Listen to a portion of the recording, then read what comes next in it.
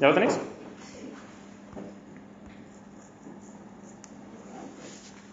Este texto es interesante porque todos hemos oído muchas veces, cuando viene un ser humano al mundo, ahora que veo una nenita tan pequeña aquí con nosotros, solemos pensar en su fragilidad, en su pequeñez, y decimos que es una pobre criatura indefensa cuando viene al mundo, ¿verdad? En sus primeros momentos. Y necesita, pues está claro, del cuidado de sus padres. La misma experiencia ante nuestros ojos nos muestra en verdad que somos débiles, que desde que ya venimos a este mundo pues no podemos desde luego con todo, que necesitamos a otros, más que cualquier otro ser vivo incluso, hasta que podamos llegar a una edad en la que tengamos cierta autonomía y podamos valernos, por así decirlo, por nosotros mismos, ¿no? Y eso dura bastante tiempo en los seres humanos, si os dais cuenta. Cuando crecemos, esta indefensión que, por así decirlo, por naturaleza parece que tenemos, se muestra de otras maneras, ¿no? De forma más complejas. Por ejemplo, nos vemos en situaciones donde nuestra capacidad o nuestra habilidad no nos sirven, necesitamos que alguien nos ayude. Y puede ir desde las cosas más simples, como que no tengas un conocimiento en concreto, por ejemplo, para un trabajo, y tú necesitas la ayuda de otro, tal como si no sé arreglar mi lavabo, necesito a alguien que sepa hacerlo, ¿verdad? O incluso en situaciones más graves, donde algún profesional nos debe atender. Pienso, por ejemplo, quizás a lo mejor en la psicología o en la psiquiatría, personas que tienen ciertos conocimientos donde otros no podemos llegar. Pero quizás la imagen que más se me viene a la mente cuando pienso en la indefensión a la que nos vemos sometidos muchas veces es una experiencia a la cual no le deseo a nadie. Yo no la he vivido, desde luego, pero no la deseo tampoco. Y es cuando te tienes que enfrentar a necesitar a un abogado para que luche por tus intereses o por tu verdad en algún pleito, en alguna discusión que tengas con alguien. Yo me imagino el estrés, el sufrimiento, la impaciencia que uno debe sentir cuando se ve en una situación así, y por eso digo, ¿no?, que es una de las mayores indefensiones que yo encuentro, una imagen. Y lo cierto es que nuestro texto comienza de una manera así, ¿no? Nos muestra nuestra indefensión natural como seres espirituales delante de Dios, y de la misma manera en que debemos corregir nuestra vida. Entonces, ahora sí, quiero leer con vosotros el texto. Como ya lo tenéis, hemos dicho 1 Juan capítulo 2, y solo vamos a leer los primeros 6 versículos. Y mirad, dice así, dice: hijitos míos, estas cosas os escribo para que no pequéis.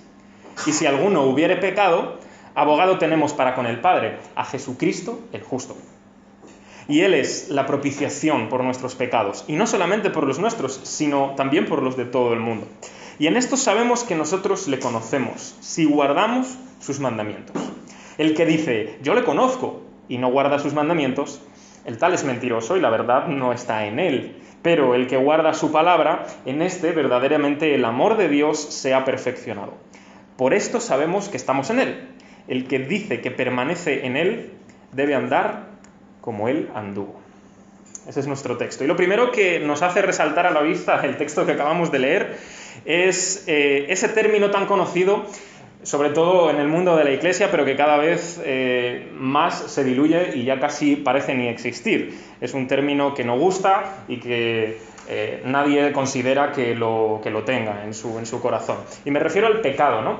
¿Pero qué significa el término pecado? Muchas veces hemos hablado aquí ya acerca de eso, pero primeramente quiero mostraros que el pecado es esto, es la desobediencia a la voluntad de Dios. Dicho así, de una manera muy simple, ¿no?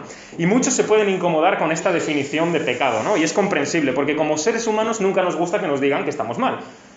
Evidentemente, que nos digan que no estamos haciendo lo correcto, pues hombre, primero ponemos como una barrera diciendo, a lo mejor estás tú equivocado, ¿no? Es lo normal, no nos gusta. Ahora bien, la molestia que nos provoca el término pecado, y encima definido de esta manera, como la desobediencia a Dios, muchas veces lo que hace es que reducimos las exigencias que vienen de parte de Dios, ¿no? Por ejemplo, algunos han querido ver en el pecado simplemente una mala decisión, una equivocación, un fallo, un error. Y bueno, no es que estas palabras estén mal del todo, ¿no? Porque algunas veces, evidentemente, el pecado significa esto, pero no le dan plenitud a lo que realmente es. La palabra literalmente se usa, y esto seguramente muchos lo habéis oído, para definir a quien yerra al blanco. Es decir, un arquero, por ejemplo, que tiene que dar a una diana, pues cuando no da en la diana, cuando no da en su objetivo, esa es la palabra que utiliza aquí literalmente el apóstol Juan. La persona que peca es que yerra el blanco, no es capaz de darle a donde debería darle, ¿no? Y eso nos muestra una cosa, hay un propósito, pero nosotros no lo alcanzamos. Ahora bien, el pecado no se puede reducir tampoco al mero victimismo, ¿no? El decir, bueno, es que esta es mi condición, es que no puedo hacer nada, es que vivo en un mundo así, es que me vi obligado. No. Es verdad que naturalmente estamos inclinados hacia lo malo, es verdad que estamos en esa condición, somos pecadores, pero nuestra responsabilidad no es eliminada. De hecho, Dios nos considera responsables. Entonces, el pecado es, por eso, una desobediencia a Dios. Y todos la arrastramos, todos lo llevamos a cabo a lo largo de nuestra vida, y no es un pequeño error en los cálculos, no es una equivocación que una persona tiene porque le falta conocimiento, no, es voluntario. Literalmente, y aunque suena mal, el pecado es una declaración de guerra contra Dios, contra el propio Creador. Es decir, le estoy en guerra contigo, soy tu enemigo. Así que debemos distinguir una cosa muy importante entre pecado y pecados. Es una sola letra en español, pero quiero definir esto un poco bien. El primero, es decir, pecado, la Escritura se refiere a esto como una condición. Es la condición en la que nosotros estamos de forma natural. Es lo que desde la caída de Adán y Eva todos arrastramos. El pecado es estar en una condición de corrupción, de desobediencia, de no querer a Dios, de no amarlo, de no querer sus mandamientos. Y el pecado es el origen de los pecados. Como nuestra condición está mal, como naturalmente estamos inclinados al mal, entonces cometemos pecados en muchas formas, en múltiples maneras. Cada uno de nosotros pues se ha inclinado a muchas cosas y tentaciones, algunos más que otros, a diferentes cosas, pero así es. Sabiendo esto entonces, quiero recordar lo que dijimos la última vez que estuvimos leyendo y meditando en la primera carta de Juan. No sé si lo recordáis, que Juan decía, el que dice que no tiene pecado es mentiroso. Entonces, quiero recordar que somos pecadores, que hay pecado en nosotros. Y otra forma en la que la Escritura nos llama pecadores, ¿sabéis cómo es? Y esto no le va a gustar a nadie. La Escritura nos llama injustos.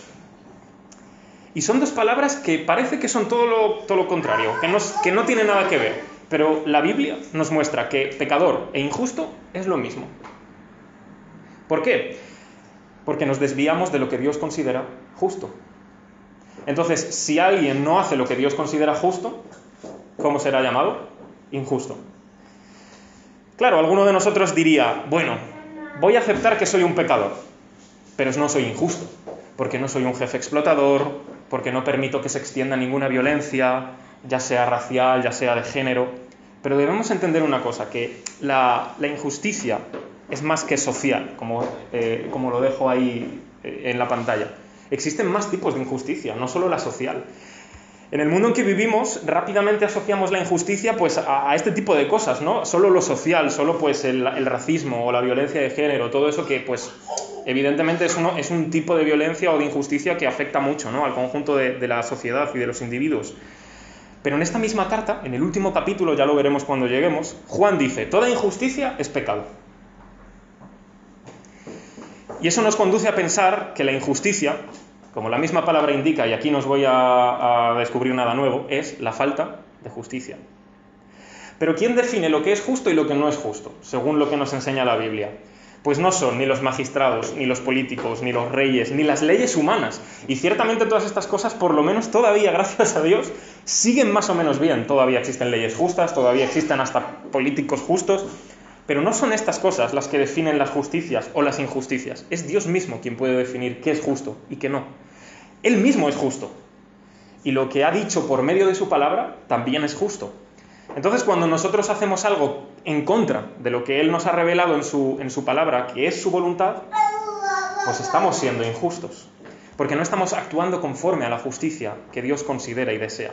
Entonces, toda injusticia que nosotros hagamos al final afecta a la sociedad, afecta al mundo en el que vivimos, ¿no? Porque, básicamente no vivimos solos. Pero cualquier pecado que nosotros cometemos es una injusticia. Y cada pecado que nosotros cometemos afecta a todas las personas que nos rodean en este mundo, aunque no lo parezca. Es decir, el pecado no solo es algo entre mi propia vida y Dios, que por supuesto, eso es lo primero, sino algo que afecta a todos los demás. Así que bueno, así estamos. La Escritura no nos dice nada bonito de momento por nuestra parte, nos dice que somos injustos. Y si estamos en esta condición, como la Biblia nos muestra y nos diagnostica, entonces es necesario que entendamos esto. Que no tenemos ninguna defensa propia que nos valga ante el Señor. No me sale en la pantalla, pero quizá aparezca después. No tenemos defensa, no podemos defendernos ante Dios. ¿Qué podemos decir, qué podemos traer ante el tribunal de Dios para que Dios diga, bien, eres inocente, no has hecho nada, estás todo bien? Mira, ni siquiera podemos usar el argumento de nuestras buenas obras, porque a veces habremos podido hacer cosas buenas, pero otras veces seguro que no. Hemos acertado aquí, hemos fallado allí. Y además sabemos que Dios no se encarga como de tomar buenas obras y malas obras, y empieza a hacer una puntuación, una tabla aquí, una tabla allí, y luego como que las enfrenta entre sí, y si ganan las buenas obras, pues bien, y si ganan las malas, pues mal. Sabemos que no funciona así Dios, sabemos que no es lo que Él nos ha revelado, ¿no? Lo que Él nos muestra es que somos rebeldes de corazón, que le desobedecemos por naturaleza. Entonces nuestro problema no es buenas obras o malas obras, nuestro problema es nuestro corazón, nuestro problema es cómo estamos inclinados hacia Él. Así que ante Dios estamos indefensos, no solo como criaturas ante el Creador, sino como culpables ante un juez. Y eso es importante que lo tengamos en cuenta. Si Dios tomase nuestro historial, por así decirlo, y nos lo mostrase, veríamos que está manchado, que no está perfectamente limpio, y que todo lo que hemos hecho y todo lo que hemos dicho no se escapa ante los ojos de Dios. Estamos como desnudos ante su presencia.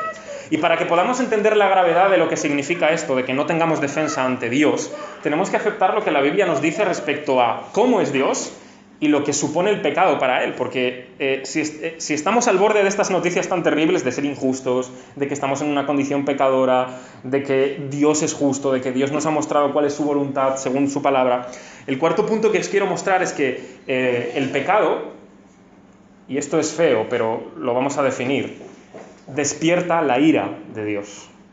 Y muchos temen la palabra ira cuando se asocia con Dios, porque piensan que es incompatible Dios y la ira. De tal manera que muchas personas han buscado la manera de reducir el significado o incluso de eliminarlo por completo, ¿no? Diciendo que Dios no puede sentir ira, que es una idea muy primitiva, que eso tiene que ver con el Dios del Antiguo Testamento, que el Dios del Nuevo Testamento es bueno y misericordioso. Bueno, sinceramente, quien así piensa tiene un problema emocional, eso es lo primero. Y lo segundo, probablemente no ha leído muy bien la Escritura. Pero el problema intelectual no lo tiene quien piensa así, porque puede entender perfectamente que Dios, el mismo Dios que siente ira en el Antiguo Testamento, es el mismo Dios que siente ira en el Nuevo Testamento. Pero no solo eso, el mismo Dios que es bueno y misericordioso en el Nuevo Testamento es el mismo Dios que es bueno y misericordioso en el Antiguo. Dios siente ira hacia el pecado tanto en el Antiguo como en el Nuevo Testamento. Entonces, no es que sean dos dioses diferentes, es el mismo Dios, solo que nos ha ido revelando más allá progresivamente toda su voluntad o la historia, ¿no?, de cómo Él ha querido salvarnos. Pero mira, por ejemplo, el apóstol Pablo, para ir a un ejemplo del Nuevo Testamento, cuando le escribe a la carta a los Efesios, les dice: todos nosotros vivimos en otro tiempo en los deseos de nuestra carne, es decir, en los deseos de nuestras pasiones, de nuestro pecado, ¿verdad? Dice, haciendo la voluntad de la carne y de los pensamientos. Y fíjate lo que dice, y éramos por naturaleza hijos de ira, lo mismo que los demás. Esto lo dice Pablo en el Nuevo Testamento, por cierto. Y si esto ya nos convence, entonces vamos a acudir a aquel en quien creemos, en quien confiamos nuestra vida, en aquel que es nuestro Salvador, el mismo Señor Jesús. Él en una ocasión en el Evangelio de Juan dice, el que cree en el Hijo tiene vida eterna.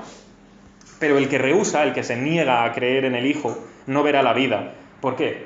Dice, sino que la ira de Dios está sobre él. Y esto lo dice Jesús, que es en quien confiamos, creemos y manifestamos toda nuestra seguridad respecto a todo lo que Él dijo y nos enseñó. Debemos entender que la ira de Dios no es que Él se despierta un día mal. No es que Dios de repente le ha dado por ser un tirano. No es que de repente resulta que Dios nos ha engañado y Él es malvado, malévolo, nos ha hecho creer que es bueno y no. No. La ira de Dios es la reacción que Él tiene contra el pecado. Y esto es lógico porque, piénsalo, es lógico, ¿eh? O sea, no hay que saber mucha filosofía. Si Él es justo y Él es santo, es lógico que todo lo que es contrario a la justicia y la santidad provoque en Él la ira. Os hago una pregunta para que la penséis vosotros. ¿Podríais llegar a creer en un Dios que no sintiera jamás ira? Yo creo que no. Porque somos los primeros que cuando ocurre algo mal decimos, es que se debe hacer justicia, las cosas se deben penar, se debe castigar al malo. Bueno, pues eso es lo que Dios hace. Lo que pasa es que lo hace mejor que nosotros porque no tiene rencor, no guarda ese mal en su corazón como para recrearse como un psicópata, como nosotros sí haríamos, sino que Dios siente ira instintivamente, por así decirlo, de forma natural es su reacción. Si nosotros dijéramos que Dios no tiene ira, literalmente lo que estamos diciendo de fondo es: Dios, eres injusto. Porque a pesar de todo el pecado y de todo el mal que hay en el mundo, tú no vas a castigarlo, tú no vas a hacer nada, el mal no tiene ningún tipo de consecuencias para ti. Eso es lo que estaríamos diciendo si dijéramos que Dios no siente ira. Así que deberíamos afirmar, como el resto de la Escritura afirma, que Dios siente ira hacia el pecado y que es una reacción precisamente de su justicia, de su santidad y hasta incluso de su amor. Pero ¿cómo sabemos estas cosas? Es decir, ¿cómo sabemos que el pecado produce la ira de Dios? ¿O cómo sabemos incluso que Dios tiene ira? ¿Cómo sabemos cuál es su voluntad? Bueno, pues no hay otra manera de conocer a Dios, no hay otra manera en que Él se haya mostrado a nosotros que precisamente revelándose, es decir, dándose a conocer. Si no, sería imposible que nosotros sepamos estas cosas. Pero sí quiero decir algo, y es que el conocimiento filosófico de Dios es incompleto. Mira, muchos filósofos hay en la vida, ¿no? Y algunos sabréis que a mí me gusta mucho la filosofía, que he estudiado filosofía también durante un año. No completé la carrera, ¿vale? Pero me gusta, y me gusta seguir leyendo sobre filosofía, sobre teología, todo eso. Y la verdad es que hay muchos intentos desde la filosofía por intentar conocer a Dios, por intentar definir a Dios, quién puede ser Él, pero la verdad es que todas las veces que yo me he topado con definiciones de Dios en la filosofía, siempre el concepto que al final se llega a tener es como muy impersonal, es como un ser, por ahí, supremo, ¿no? Pero parece que es como una fuerza o algo similar, aun cuando fuese un ser, es muy impersonal. Y al final terminan por atribuirle cosas que... Es como si Dios no tuviese voluntad, como si no pudiese reaccionar, como si Él no pudiese decidir, como si no tuviera personalidad, ¿no? Y sin embargo la Biblia nos muestra un Dios que vive, que se mueve, que actúa, que reacciona, que siente, muchas cosas, ¿no? Es personal en ese sentido. Y es por eso que el conocimiento que nos da la ciencia, o las ciencias, o la filosofía, que puede aportar mucho conocimiento, sin embargo es incompleto. ¿Esto es que estoy en contra de la filosofía? Todo lo contrario. De hecho, valoro mucho la filosofía como el resto de las ciencias, ¿no?, que tenemos. Pero debemos saber una cosa, que al final las ciencias, cualquiera que sean, son incompletas para nuestro conocimiento de Dios. No podemos conocer a Dios solo con esto de aquí, con esta cabeza que tenemos, algunos más grande que otras. Porque al final no es como que Dios nos va a dar un pase VIP al cielo y nos va a decir: qué bien, ¿cuántos conocimientos tienes sobre mí? Entra al cielo y ponte en el primer asiento. No funciona así. De hecho, la Escritura lo que nos dice es: en esto sabemos que le conocemos, dice Juan, si guardamos sus mandamientos. ¿Y esto qué significa? ¿Qué legalista es Dios? No, para nada. Básicamente lo que nos quiere decir es: si quieres conocer a Dios, te tienes que relacionar con Dios. Tú tienes que tener una relación con Él, tienes que experimentar esa relación con Él. Y no hay otra manera que haciendo su voluntad, que guardando sus mandamientos, ¿no? Así que por mucho que te empeñes en conocer a Dios ahí con tu mente y pedirle un informe de 50 páginas, mira, tengo un informe de 50 páginas de cómo es Dios, eso al final no es todo lo que hay, está incompleto. Y alguien me podría decir: bueno, la Biblia es eso, ¿no? Es un informe de más de 50 páginas, dándote información y datos sobre Dios. Pero es una equivocación realmente, porque la Biblia, como libro, no es simplemente información sobre Dios, es Dios mismo mostrándose. Es Dios mismo diciéndonos cómo nos podemos relacionar con Él. Es Dios diciéndonos cómo podemos vivir. Es una experiencia también vital en ese sentido. Ahora bien, tenemos que tener cuidado con esto de cumplir los mandamientos, porque ser buena persona no es el requisito de la salvación, y eso creo que todos lo sabemos, ¿no? Hay muchas personas que cuando oyen hablar de la religión, de la fe, de la iglesia, yo me las he encontrado, y probablemente vosotros también os la habéis encontrado alguna vez, ¿no? Se creen que esto simplemente se trata de que te aferres a algo, a un ser supremo por ahí, para ser buena persona, para hacer lo máximo posible, para creer en una especie de ser bondadoso que al final nos va a recompensar al final de nuestra vida, porque hemos hecho muchas cosas buenas, hemos dado de comer a los pobres y todo eso, ¿no? No se trata de eso, aunque ciertamente todas estas cosas se dan, ¿no? Pero la gente está obsesionada con la bondad humana. Todo el mundo quiere defender lo bueno que es. Todo el mundo quiere mostrar lo bueno que es. Así que nuestro cumplimiento de los mandamientos de Dios, de su voluntad, en todo caso, es una muestra de que estamos relacionándonos con Él, no de que nos hemos ganado el cielo, de que estamos conociéndolo. pero no de que estamos ganando puntos para que el día final Dios diga, qué bien, has cumplido con todos los puntos, vas a entrar al cielo. Hemos dicho antes que el pecado, ¿qué es? La desobediencia a Dios. Y de forma natural todos estamos corruptos, todos vamos hacia allí, ¿verdad? Así que alguien cumpla los mandamientos de Dios, literalmente, es algo milagroso.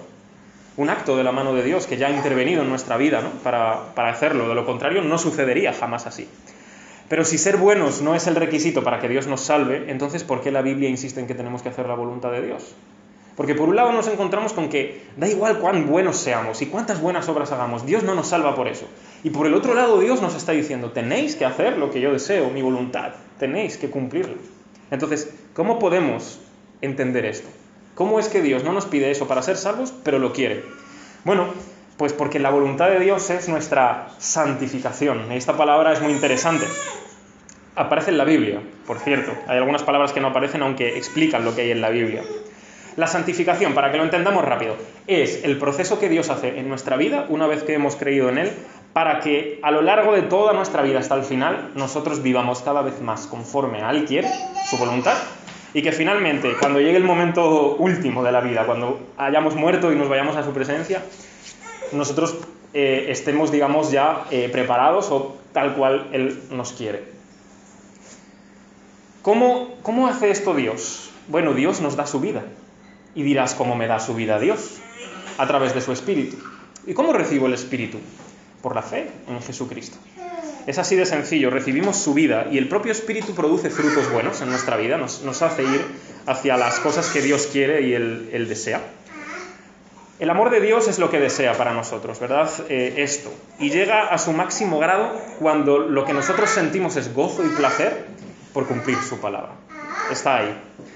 La certeza de que conocemos a Dios y de que estamos asegurados en Dios es que queremos ser santos, queremos cumplir su palabra, queremos llevar a cabo sus deseos, ¿no? Y la idea final es que Dios nos quiere hacer como Jesús, realmente. Dios quiere que estemos hechos a la misma semejanza, a la misma imagen de Jesús. Ahora bien, yo no quiero que nos confundamos, porque Jesús es más que un ejemplo a imitar. Y muchas veces nos quedamos solo en esa parte, como si Jesús fuera eso, pues una persona a la que miramos, un ejemplo, y solo lo imitamos y ya, ¿no? Pero la imitación de Cristo, aunque es bíblica, la Biblia nos lo enseña, tenemos que profundizar un poquito más para entenderla, ¿vale? La imitación. Todos aprendemos imitando. Desde que somos pequeñitos aprendemos a imitar. Y lo que hacen los demás, nosotros lo hacemos. De hecho, incluso en la iglesia misma aprendemos al final por imitación. Venimos a la iglesia, vemos que alguien ora de una manera, vemos que alguien hace una cosa de una manera, y luego nosotros lo replicamos, ¿no? Hay un refrán en español que la verdad no me gusta mucho, ¿no? Pero dice, allá donde fueres, haz lo que vieres. Es decir, tú te metes allí y haces lo mismo y ya está. Entonces la imitación es una manera de aprender, es verdad.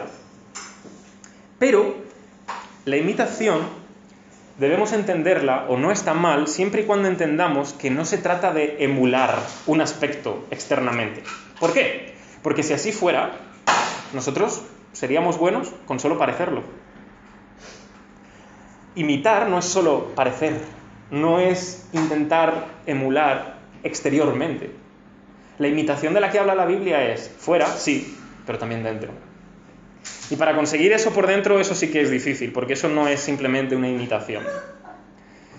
Cuando nosotros creemos en Jesús, la vida que recibimos es la vida de Jesús. Es decir, literalmente la Escritura habla de que Jesús mismo está en nosotros, viviendo a través de su Espíritu Santo. Es decir, que cuando podemos imitar a Jesús es porque su vida está de alguna manera dentro de nosotros y nos está llevando a ser como Él en ese sentido. Pero es porque hemos podido creer en Él, que hemos recibido el Espíritu y que estamos siendo llevados a la imagen de Jesús, no por imitación meramente. Para terminar, solo quiero compartir con vosotros 3 conclusiones. Y estas sí que os pediría incluso que si podéis las tengáis guardadas en la mente o las escribáis. La primera conclusión, después de todo lo que hemos visto en este texto, es que Jesucristo ha apartado de nosotros la ira que nos merecíamos. Eso es, realmente. Jesucristo ha apartado de nosotros la ira que nos merecíamos. Dije antes que Dios siente ira por nuestro pecado y que la ira de Dios en las Escrituras se manifiesta expresamente, según nos ha enseñado Jesús, ¿en qué? En el infierno. Eso sería lo que nosotros nos merecemos, pero he dicho también que hay una solución. Y la solución que dice Juan es: Jesús es la propiciación por nuestros pecados. Y ahora tú me dirás: Jesús, ¿qué es esa palabra? ¿Qué significa propiciación por nuestros pecados? Pues es una palabra que, aunque no os lo creáis, incluso hasta en los cristianos ha causado asperezas. Y hay muchos que no les gusta esta palabra. En la antigüedad, las religiones paganas creían que la manera en que podían aplacar la ira de sus dioses era haciendo sacrificios. No solo de animales, incluso a veces hasta de seres humanos. No sé ni por qué lo digo así, porque risa no me da. Y entonces pensaban que cuando hacían un sacrificio, la ira de ese dios o de esos dioses se propiciaba, se apaciguaba, se calmaba. Y ya, hasta la siguiente vez que este dios o estos dioses sientan ira. Cuando llegamos al cristianismo vemos que la idea de propiciación es diferente a esta idea pagana. Se parece en cierta manera, sí significa apaciguar la ira de Dios, significa aplacar la ira de Dios, pero es muy diferente a la idea pagana. ¿Por qué? En primer lugar, en las religiones paganas, en las religiones antiguas, ¿quién era el que hacía el sacrificio? El hombre. Era el hombre el que cogía el sacrificio, lo traía a su Dios y a ver si así conseguía aplacar la ira de ese Dios. Lo que el Evangelio nos enseña es que no es el hombre el que trae el sacrificio a Dios. Lo que el Evangelio nos enseña es que es Dios quien proporciona el sacrificio para ese hombre que a su vez Dios necesita para calmar su ira. Es Dios mismo. Dios mismo ha venido a este mundo, se ha hecho un hombre en Cristo Jesús. Y Él mismo ha proporcionado el sacrificio que apacigua y que calma la ira de Dios sobre nosotros. Porque otro la ha sufrido, porque otro la ha recibido, porque otro ha padecido en nuestro lugar esa ira que nosotros nos merecíamos. Y en segundo lugar, que tiene que ver con esto, en las antiguas religiones paganas, finalmente, evidentemente tenía que ser otro el que pagara en nuestro lugar, pero en la religión cristiana, si lo queremos decir así, en el cristianismo, el otro que ha pagado en nuestro lugar no es otro hombre. En cierta manera sí, pero es Dios mismo. Dios hecho hombre. O sea que Dios mismo ha asumido sobre sí mismo eso. La ira, el castigo sobre nosotros, el mal que nosotros nos merecíamos. Jesucristo, entonces ha apartado la ira que nosotros nos merecíamos. Mi segunda conclusión es que Jesús ha hecho posible que podamos conocer a Dios. Conocer verdaderamente a Dios significa nada más que entrar en una relación con Él. Significa, como dice Juan, guardar sus mandamientos, conocerle. Así que Jesús no solamente ha apartado la ira que nosotros nos merecíamos, que Dios tenía que poner sobre nosotros y que Él la ha sufrido, sino que por medio de la cruz ha hecho que nuestra enemistad se convierta en amistad con Dios. Antes éramos enemigos, ahora somos amigos. Las consecuencias de nuestra enemistad eran morir, y ahora, como somos amigos, vivimos. Por medio de la cruz, Jesús nos ha reconciliado con Dios. Podemos conocer a Dios. Esa es la segunda cosa. Así que en esta situación, estando reconciliados con Dios, siendo sus amigos, ¿qué significa? Que podemos amarle, que podemos guardar sus mandamientos, que podemos conocer su voluntad, que la podemos poner por obra, que podemos hablar con Él. En definitiva, que podemos tener una relación con Él. ¿Nunca habéis pensado que sería imposible si no fuera por la cruz de Jesús? ¿Nunca habéis pensado que si no fuera porque Jesús nos reconcilió con el Padre y nos hizo ser de enemigos a amigos, jamás podríamos conocer a Dios? Pues así es la segunda cosa que quiero sacar hoy en conclusión. Y como última conclusión, que es lo que tiene que ver con nuestro texto hoy, Jesucristo es nuestra defensa ante Dios el Padre. Cuando imaginamos nuestra situación espiritual como la de un culpable que está esperando un juicio, entonces vamos a disfrutar mucho de esta verdad. En términos legales, si alguna vez os habéis visto en una situación así, Jesús es un abogado. Y a pesar de que nosotros somos culpables, a pesar de que nosotros nos merecemos justamente el castigo, que merecemos la pena, que merecemos que nos echen afuera, Jesús ha llegado y no solamente como abogado nos ha defendido, sino que ha llegado y ha dicho: la pena es mía, el castigo es mío, como si la culpa fuera mía. Así que no solamente nos ha defendido, ha tomado sobre sí mismo nuestra culpa, nuestra pena, y Él la ha pagado en la cruz. Así que en la cruz, esa muerte terrible, ese castigo, no era para nadie más que para nosotros, hermanos. Pero Jesús la hizo suya sin merecerlo. Y lo quiso así, Él, voluntariamente, Él lo deseó. No es que Jesús era como un ser inocente a que el Padre tiránicamente lo mandó. No, Jesús quiso y el Padre quiso. Esto supone no solamente entonces que la pena y el castigo nos han sido quitados y que ya no lo vamos a sufrir, sino que la justicia de Jesús, porque Jesús es el justo. Dice aquí Juan en su carta, abogado tenemos para con el Padre, a Jesucristo el justo. Él es el único justo. Entonces eso quiere decir que su justicia, Él nos la ha dado. Es un intercambio. Él ha tomado sobre sí nuestra culpa, nuestra pena, nuestro castigo. La ha sufrido. Y encima toda su justicia, porque nunca hubo pecado en Él, nos la ha dado. De tal manera que ahora Dios nos declara como justos. No es que seamos justos, pero es que para nosotros en Jesús, como Él ha hecho todo eso por nosotros, nos declara así. Es algo legal. Esto, si alguna vez habéis visto algo legal, o un juicio, o alguna serie, película, es algo legal. Es justificar a alguien. Así que Dios nos justifica no por lo que hemos hecho, no por lo buenos que somos, sino por lo que Jesús ha hecho por nosotros, porque Él es el justo. Así que este es el abogado que tenemos, que para nosotros ha sido la propiciación, es decir, ha propiciado a Dios, ha calmado su ira, ha apaciguado su ira sobre nosotros. Él nos ha reconciliado con el Padre cuando éramos sus enemigos, ahora somos sus amigos. Y también nos ha justificado, nos ha hecho justos, nos ha declarado justos ante el Padre. Así que nuestro caso no está perdido si sabemos a dónde acogernos. Si sabemos que tenemos este grande abogado, desde luego nuestro caso está muy bien perdido, pero con este abogado no. Así que este es el abogado que encima no tenemos ni que contratar. Este abogado se nos ha dado gratuitamente y es a él al que nos debemos acoger para recibir, en definitiva, no la pena y el castigo que nos merecemos, sino la vida eterna que Él nos ha prometido.